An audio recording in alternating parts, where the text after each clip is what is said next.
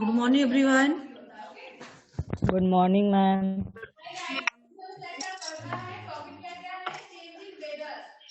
How are you?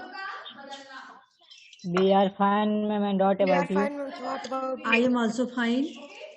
बेटा आज के सेशन में हम किसानों की दुर्दशा, आज के परिपेक्ष में किसानों की क्या दुर्दशा है उसके बारे में हम चर्चा करेंगे।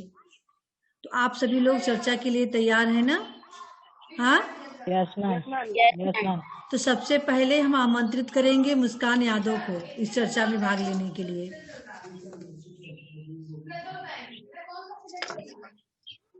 Yes ma'am. भारत में सबसे अधिक गांव है। गांव में रहने वाले अधिकतर व्यक्ति किसान हैं जो कृषि का कार्य करते हैं। इसलिए भारत को कृषि प्रधान देश कहा जाता है। लगभग 70% भारतीय किसान हैं। यह वही किसान हैं जो खेतों में दिन रात मेहनत करके मनुष्य जाति के लिए अन्नदाता के रूप में प्रसिद्ध हैं। पर आज के किसान की दशा बद से बदतर अर्थात दिन प्रतिदिन खराब होती जा रही है। आज के समय में किसान के पास बहुत सारी समस्याएं हैं जिनका उन्हें कठिनाई से सामना करना पड़ता है, जैसे फसलों को छुट्टा पशुओं से बचाना, फसलों के दाम का बढ़ता जाना, ठीक समय पर उर्वरक न प्रदान कर पाना, फसलों के लिए कर्ज लेना, बिना मौसम बारिश तूफान आदि आना। किसानों को रीढ़ की हड्डी के समान माना जाता है। आज किसान की दुर्दशा बहुत खराब है, जिसके लिए सरकार को कोई कदम उठाना चाहिए। बहुत अच्छा बेटा। चलिए अब अभिषेक यादव आप Yes, ma'am. चर्चा करेंगे। भारत संरचनात्मक दृष्टि से गांवों का देश है और सभी ग्रामीण समुदायों में सबसे अधिक मात्रा में कृषि कार्य किया जाता है। इसलिए भारत कृषि प्रधान देश की संज्ञा भी मिली हुई है। लगभग 70% भारतीय लोग किसान हैं। इसलिए भारत देश के रीढ़ की हड्डी के समान है। एक समय था जब हमारे देश में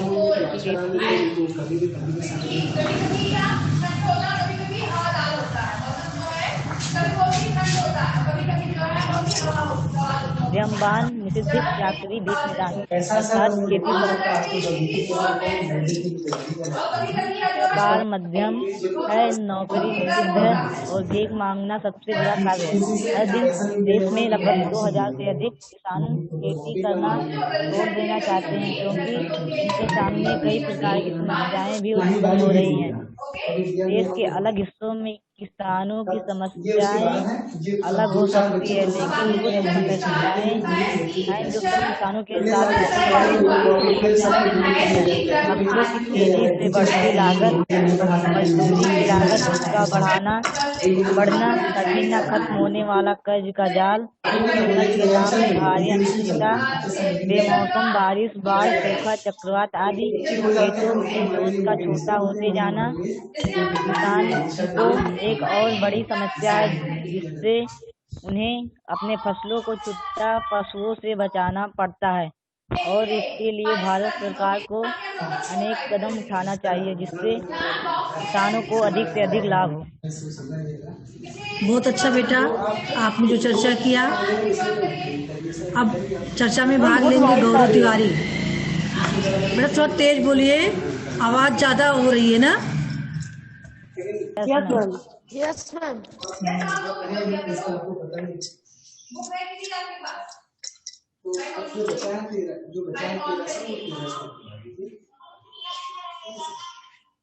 गौरव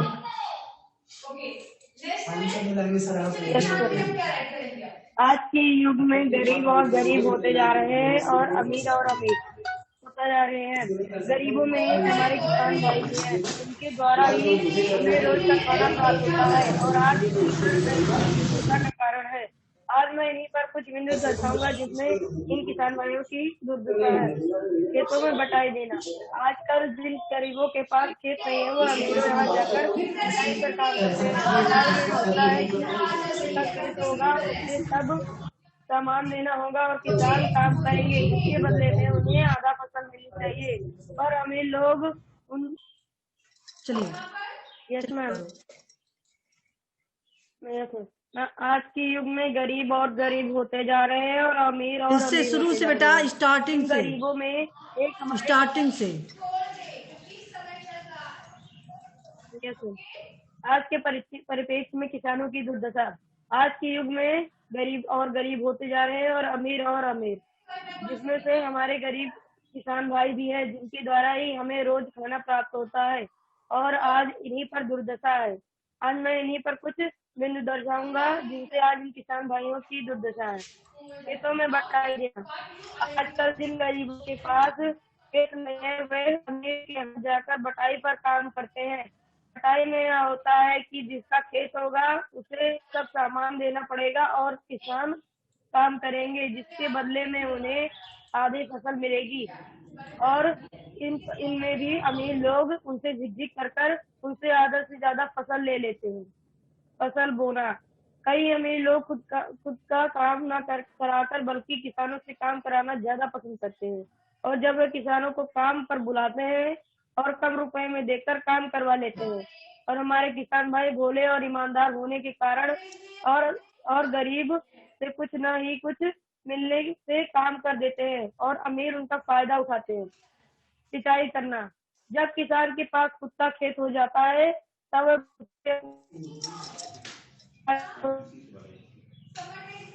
कब बारिश होगी, और जब बारिश नहीं होती तो बहुत ही उदास हो जाते हैं और उनके पास इतना पैसा भी नहीं होता है कि वो एक आधुनिक उपकरण खरीदे। इनमें हमारे किसान भाइयों की दुर्दशा होती जा रही है।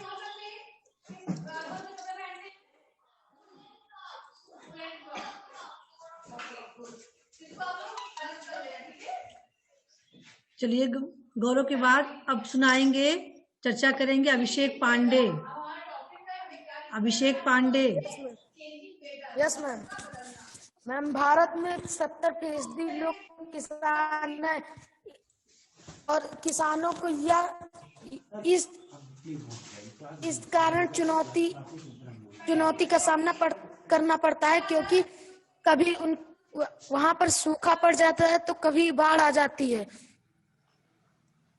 और अमीर लोगों के यहाँ से किसान बटाई लेते हैं और फिर वो बोते हैं, जिसमें आधा से ज्यादा फसल वो ले लेते हैं और आधा से कम ही किसान भाई पाते हैं।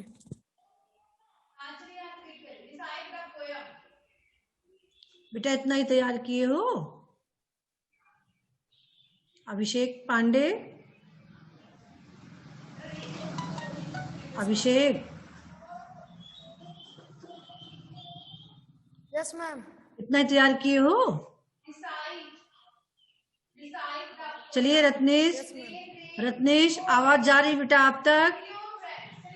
रत्नेश। खुशी, अपना वीडियो ऑन कर कीजिए आप। खुशी।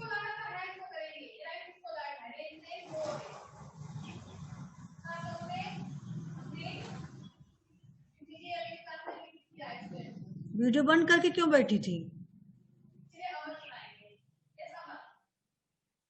आपको चर्चा में भाग नहीं लेना है क्या बेटा? खुशी। मैम लेना है। तो फिर चलिए शुरू कीजिए।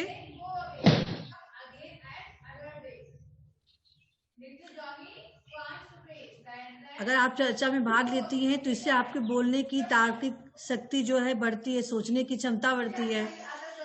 केवल किताब पढ़ने और लिखने से थोड़ी ना काम चलेगा, आपको बोलने की भी क्षमता होनी चाहिए। समाज में आपको बोलना हो, किसी विषय पे चर्चा करना हो, आप पढ़ लिख के आगे निकलेंगी तो आपको बोलना भी तो पड़ेगा। हमारे पास बहुत नॉलेज रहे लेकिन अपने विचारों को हम सबके सामने प्रस्तुत न कर सके तो हमारी भावनाओं को कोई थोड़ी समझ पाएगा। सिर्फ 19 से 20 का ही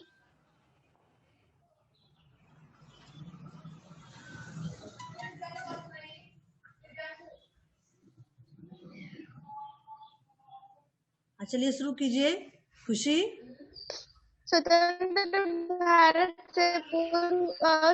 भारत से एक लंबी अवधि बिताने के बाद भी भारतीय किसानों की दशा में सिर्फ 19 से 20 का ही अंतर दिखाई देता है। जिन अच्छे किसानों की बात की जाती है उनकी गिनती उंगलियों पर की जा सकती है। बढ़ती आबादी औद्योगिकरण एवं नागरीकरण के कारण कृषि योग्य क्षेत्रफल में निरंतर गिरावट आई है। कृषि प्रधान राष्ट्र भारत में लगभग सभी राजनीतिक दलों का कृषि के विकास और किसान के कल्याण के प्रति ढुलमुल रवैया ही रहा है। राष्ट्रपिता महात्मा गांधी ने किसानों को भारत की आत्मा कहा था। बावजूद इसके किसानों की समस्याओं पर ओछी राजनीति करने वाले ज्यादा और उनकी समस्याओं की तरफ ध्यान देने वाले कम हैं। चुनावी मौसम में विभिन्न राजनीतिक दलों की जुबान से किसानों के लिए हितकारी बातें अन्य मुद्दों के समक्ष ओझल हो जाती हैं। जिस तरह से तमाम राजनीतिक दलों से लेकर मीडिया मंचों पर किसानों की दुर्दशा का व्याख्यान होता है, उसमें समाधान की शायद ही कोई चर्चा होती है। इससे यही लगता है कि यह समस्या वर्तमान समय में सबसे अधिक टिकाऊ विषय बनकर रह गई है। आंकड़ों के अनुसार भारत में गौरव प्रतिवर्ष क्या हो रहा है? 15,168 किसानों की मौत का कारण फसल संबंधित बैंकों का कर्ज न चुकता कर पाने के दबाव में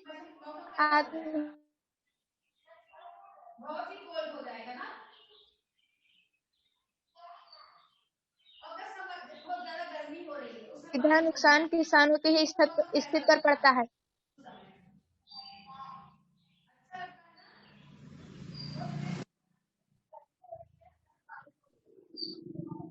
चलिए, खुशी ने भी अपना जो है अपनी चर्चा को जो है कायम रखा।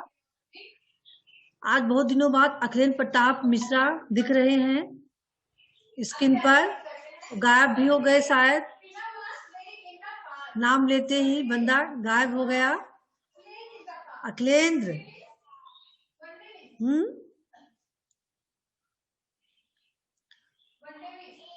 ऐसे भी लोग हैं नाम लेते ही गायब छुमंतर हो जाते हैं।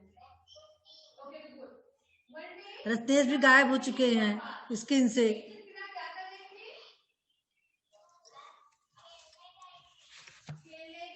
चलिए बेटा, तो आप लोगों ने चर्चा बहुत अच्छा, जो लोग तैयार करके आए थे, जितने लोग शामिल थे, जिन्होंने किया, बहुत ही अच्छा विषय आपका था। अच्छा, चलिए इसके अलावा भी अगला चैप्टर शुरू होने वाला है जिसमें पहेलियां और मुकर्रियां दी गई हैं, है ना। इससे पहले आप लोगों ने इसी चैप्टर में दिनकर जी की जो है एक बहुत ही बढ़िया कविता पढ़ी, हास्य व्यंग्यात्मक। तो क्या दिनकर जी के अलावा भी आपने अब तक किसी कवि के हास्य व्यंग्यात्मक कवि की कविता पढ़ी है? कोई याद है आप लोगों को?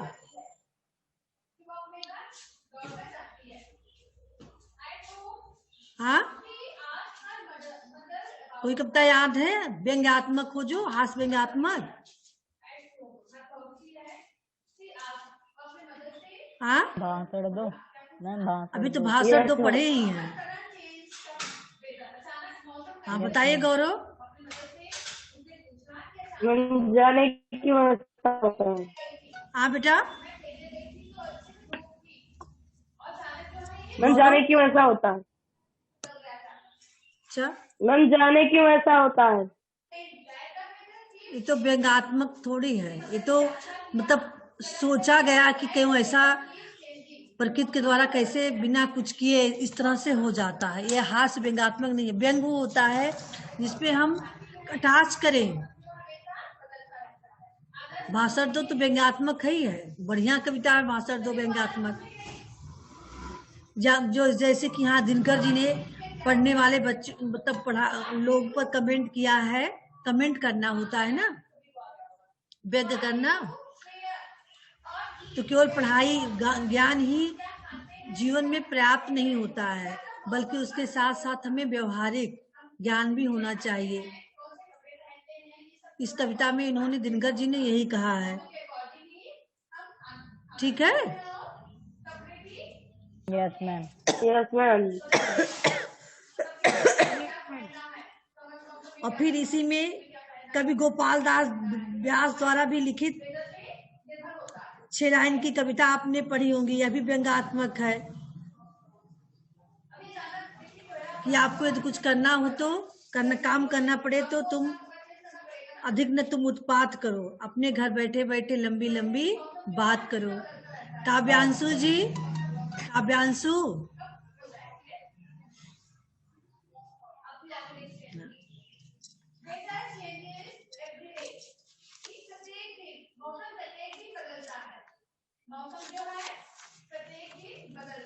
इसमें आपके लिए एक एक्टिविटी ये भी था, कक्षा में हास्य कवि सम्मेलन का आयोजन करें। तो आप लोगों को इसमें तैयारी होनी चाहिए थी हास्य व्यंग्यात्मक कविता की, चाहे जिसकी कविता हो, चाहे आपके सिलेबस से संबंधित हो, चाहे पिछले क्लासेस में आप लोगों ने पढ़ा हो, ऐसी कविता एक एक आपको याद होना चाहिए था, जिसपे हम यहाँ जो है सम्मेलन करते, देखते किसकी कविता जो है ज्यादा जानदार व्यंग्यात्मक हास्य प्रधान होगी। तो जो एक्टिविटी रहे आपके बुक में उतना आपको तैयार होना चाहिए, है ना? अभिषेक पांडे, समझ रहे हो बेटा? पाठ से हटकर बहुत कुछ ये आपके बुक में क्यों दिया गया है, ताकि आप ये सब चीज करें, इसको याद करें, उस क्लास में करें। इसलिए तो यहाँ 2 कविता भी दे दी गई थी ताकि आप लोग इसी को तैयार कर सके।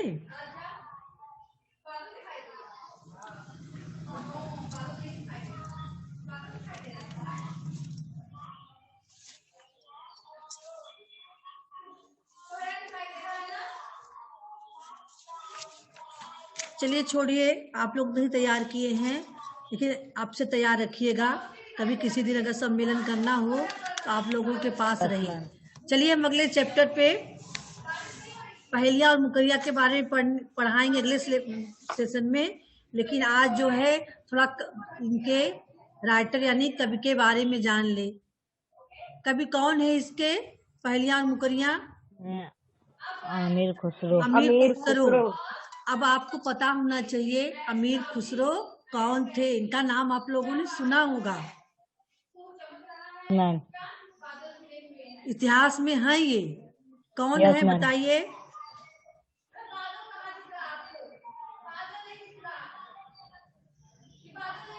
हाँ चलिए पहले इनके जीवन परिचय पढ़ते हैं तभी बताते हैं, अभी आप लोगों को पता भी चल जाएगा अमीर खुसरो के बारे में। चलिए मुस्कान। Yes ma'am. अमीर खुसरो की जीवनी पढ़िए आप। इनके जन्म के विषय में कई मत प्रचलित हैं। पाकिस्तानी लेखक मुमताज हुसैन की पुस्तक अमीर खुसरो दहलवा के आधार पर इनका जन्म 1253 में दिल्ली में मनाया जा सकता है। आचार्य रामचंद्र शुक्ल ने इनका परिचय देते हुए लिखा है, इन्होंने गयासुद्दीन बलबन से लेकर अलाउद्दीन और कुतुबुद्दीन मुबारक शाह तक कई पठान बादशाहों का जमाना देखा है। ये फारसी के बहुत अच्छे ग्रंथकार और अपने समय के नामी कवि थे। ये बड़ी ही विनोदी, मिलनसार और सहृदय थे। इसी से जनता की सब बातों में पूरा योग देना चाहते थे। जिस ढंग से दोहे, तुकबंदियां और पहेलियां आदि साधारण जनता की बोलचाल में इन्हें प्रचलित मिली, उसी ढंग से पद्य, पहेलियां आदि कहने की उत्कंठा इन्हें भी हुई। इनकी पहेलियां और मुकरियां प्रसिद्ध हैं। इनमें उक्ति वैचित्र्य की प्रधानता थी। यद्यपि कुछ रसीले गीत और दोहे भी इन्होंने कहे हैं। इनकी हिंदी रचनाओं में 2 प्रकार की भाषा पाई जाती है, पहेलियां और मुकरियां। मुकरियों में ठेठ खड़ी बोलचाल ही मिलती है, पर गीतों और दोहों की भाषा ब्रज या मुख्य प्रचलित महाकाव्य भाषा ही है। इनका निधन 1325 में हुआ। अमीर खुसरो की जो है बहुत सारी आप लोग पहेलियां नहीं पढ़े होंगे तो आगे पढ़ेंगे। खुसरो जो है ये मुकरियां और पहेलियां ज्यादा लिखते थे। किसी चीज विषय पर समाज में जो कुछ देखते थे उस पे व्यंग्यात्मक जो है पहेलियां मुकरियां बना देते थे। ये जो है अकबर के दरबार में भी इनका विशेष स्थान था। खुसरो का, मियाँ खुसरो के नाम से भी प्रसिद्ध थे ये। बीरबल अकबर के समकक्ष में थे ना, उनके दरबार के कवि थे। बीरबल भी उनके मंत्री थे। हाँ, बीरबल Yes, अकबर ma'am. की तो आप लोगों ने लोक कथा बहुत सारी पढ़े हैं, यस मैम। है ना। तो उसी दरबार में खुसरो भी रहते थे।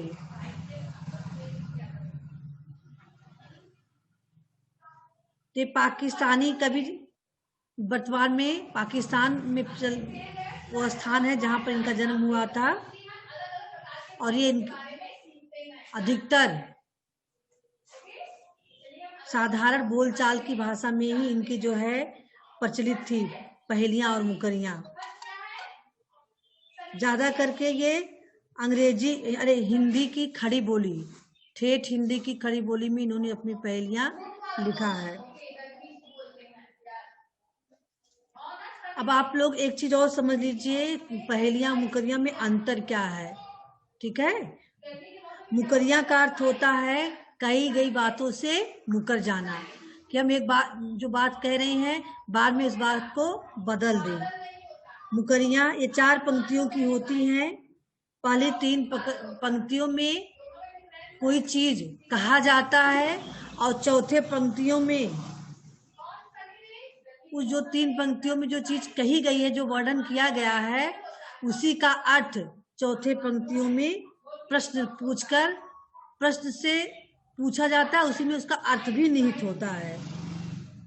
जबकि दूसरे भाग में वर्णनकर्ता का उत्तर होता है। यह उत्तर पहले भाग में पूछे उत्तर से एकदम अलग होता है, यानी किसी और संज्ञा को ही उत्तर के रूप में बतलाता है। इस तरह ये मुकरियां एक तरह से अनियुक्त होती हैं। पहेलियां तो हम पूछते हैं, उसके जो है अर्थ हमें सोच बताना होता है, लेकिन मुकरियों में 3 जो लाइनें होती है उसी के बाद जो है उसका अर्थ भी चौथे पंक्तियों में उसका अर्थ प्रश्न के साथ साथ उसका अर्थ भी उत्तर भी रहता है। यहाँ देखिए दिया भी गया है, दी गई प्रथम 3 पहेलियों और अंतिम 3 मुकरियों में क्या अंतर है। पहेलियों को में सोच के जवाब देना होता है, जबकि मुकरियों में उसका जवाब लिखा होता है। ठीक है, यस मैम। पढ़ना चाहेंगे आज इसको? 4 ही लोग जुड़े हो। हाँ,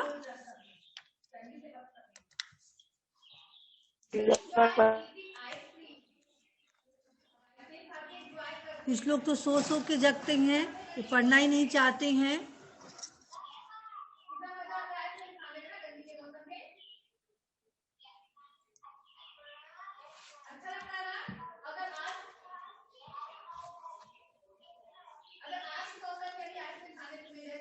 आज चलिए अभिषेक यादव, यस मैम। पहली आप पढ़ेंगे। Yes ma'am. एक जानवर रंग रंगीला बिना मारे वह रोए, उसके सिर पर 3 तिला के बिना बताए सोए। क्या होगा? मैम आँख। आंख दिया गया है। Yes ma'am. हाँ, यस मैम। गौरव दूसरा क्या है? मैं एक थाल मोतियों से भरा, सबके सर पर औंधा धरा, चारों ओर वह थाली फिरे, मोती उससे एक न गिरे। क्या होगा?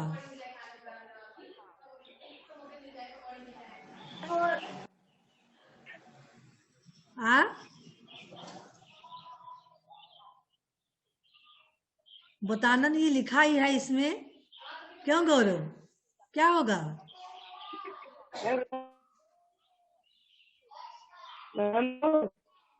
हाँ बेटा।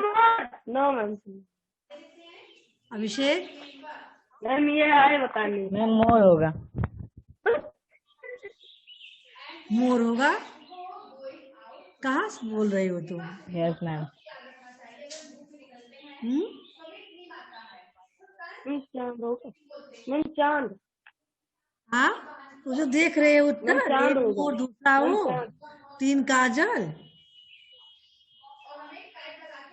ये नहीं है बेटा, इसमें मैम ये चांद उल्टा होगा। पुल्टा दिया गया, आप लोग उसी को देख के बता रहे हो।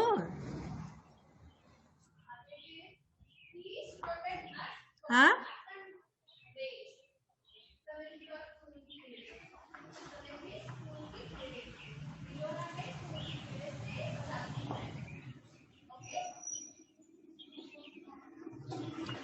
अभिषेक ने भी गलत बताया, आप भी वही चीज कर रहे हो। उसका अर्थ वो थोड़ी जो आप लोग देख रहे हो वही है, घुमा फिरा के यहाँ दिया गया है। मैं आसमान हूँ। एक जानवर आसमान रंग में जो रंगीला तारे आ रहे बिना होते हैं मारे व रोए, आंख बता रहे हो। उसके सिर पर 3 तिलाकी, बिना बतावे सोए। इसका मोर होगा आपका। मोर के सिर पे देखिए यस 3 मैम। बना होता है ना। अब वो बिना मारे रोता है, उसकी आवाज रोने की आवाज जैसी नहीं होती है। और दूसरा जो गौरव ने पढ़ा है, ये आसमान है। हमने एक बार आपको बताया भी था, एक थाल मोती से भरा सबके सिर पे औद धरा, चारों ओर वो थाली फिरे, मोती उसमें से एक न गिरे। आसमान होता है वो। Yes ma'am. में जो टिमटिम करते तारे होते हैं वो यस मोती मैम। हैं। और हाँ, आसमान थाली। और देखिए तीसरा, मुस्कान। Yes ma'am. तीसरा क्या है?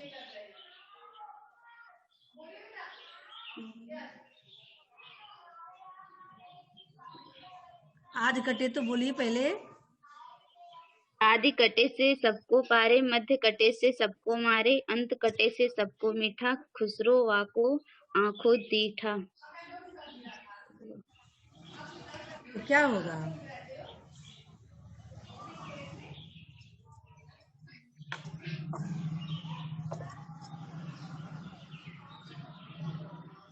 हाँ, काजल आँख क्या है इसमें? देखिए, आंखों रीटा, आंखों में देने वाली चीज क्या होती है? काजल ही तो होती है।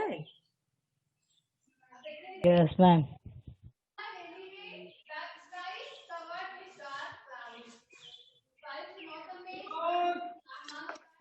इसमें उत्तर दिया गया, पहला मोर है, दूसरा आसमान है, तीसरा काजल है। ये तीनों पहेलियों का अर्थ है। अब यस मुकरियां मैम। जो है, अभी आप लोग को बताया गया, मुकरियों का अर्थ नहीं होता है, उसका प्रश्न पूछा जाता है, उत्तर भी उसी में है, तो उसको आपको अलग से बोलना ही नहीं है। देखिए, वह आवे जब शादी हुए, उस बिन दूजा और न कोई, मीठे लागे वाके बोल। ए सखी साजन, प्रश्न पूछा जा रहा है।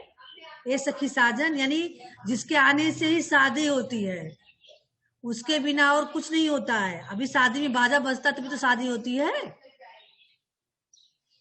शादी में मैम। बैंड बाजा बजेगा, ढोल बजेगा तभी तो शादी होगी। तो उसके ढोल के आवाज जो है मीठी लगती है शादी में, है ना। इसी से प्रश्न पूछा गया, ए सखी साजन, क्या वो साजन है जो शादी के लिए आ रही हैं? तो नहीं, अर्थ भी दे दिया गया, ना ही सखी ढोल, सखी साजन नहीं, ढोल होता है जिसकी आवाज मीठी लगती है, जिसके बिना शादी नहीं हो सकता। जब मांगू तब जल भर लावे, मेरे मन की तपन बुझावे। मन का भारी तन का छोटा, ए सखी साजन ना सखी लोटा। यहाँ भी वही क्वेश्चन पूछ लिया गया है, जब मांगू तब जल भर लावे, जब हमें जल की आवश्यकता हो तो जल लेकर आता है, और मेरे मन की तपन बुझावे यानी हमारे मन की तपन को, प्यास को बुझाता है। मन का भारी तन का छोटा, शरीर से वो छोटा होता लेकिन मन से भारी होता है। तो सखी कहती है, ए सखी साजन, क्या वो साजन है?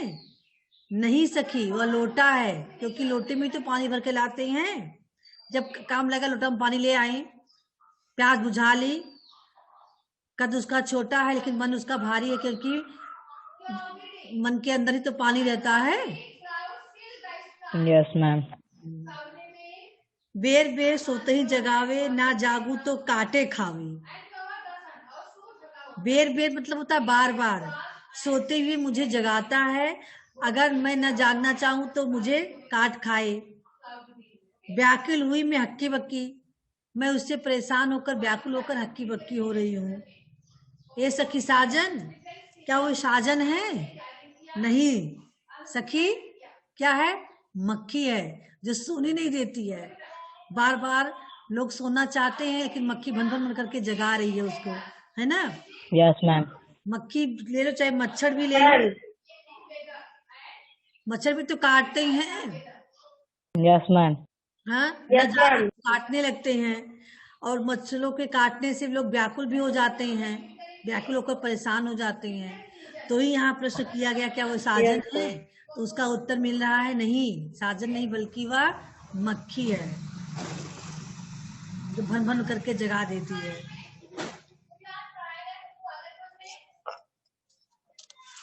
अर्थ तो स्पष्ट हो गया आपको?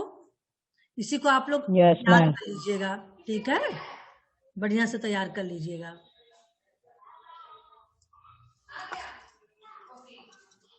समझ में आ गया है ना आप लोगों को? Yes ma'am. अर्थ अर्थ स्पष्ट है ना इसमें? Yes ma'am.